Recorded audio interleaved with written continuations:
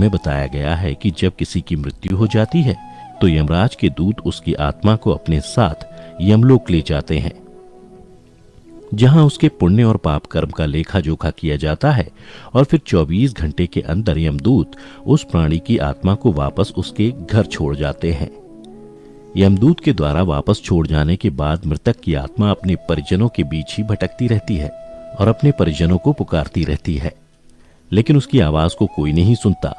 यह देख मृतक की आत्मा बेचैन हो जाती है और जोर जोर से चिल्लाने लगती है, तब भी उसकी आवाज को कोई नहीं सुनता। इसके बाद मृतक की आत्मा अपने शरीर में प्रवेश करने की कोशिश करती है, लेकिन यमदूत के पाश में बंधे होने के कारण वह मृत शरीर में प्रवेश नहीं कर पाती है। इसके अलावा गरुड़ पुराण में बताया गया है कि किसी की मृत्यु हो जाने पर जब उसके परिजन रोते बिलखते हैं तो यह देख मृत आत्मा दुखी हो जाती है और वह भी रोने लगती है, लेकिन वह कुछ कर नहीं पाती और लाचार होकर अपने जीवन काल में किए गए कर्मों को याद करके दुखी हो जाती है।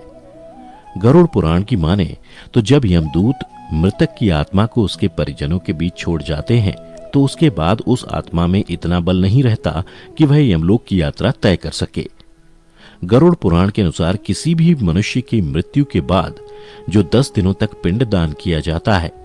उससे मृत आत्मा के विभिन्न अंगों की रचना होती है और फिर 11वें और 12वें दिन जो पिंडदान किया जाता है उससे मृतक की आत्मा रूपी शरीर का मांस और त्वचा का निर्माण होता है और जब 13वें दिन 13वीं की जाती है तब मृतक के नाम से जो पिंडदान किया जाता है उससे ही वो यमलोक तक की यात्रा तय करती है।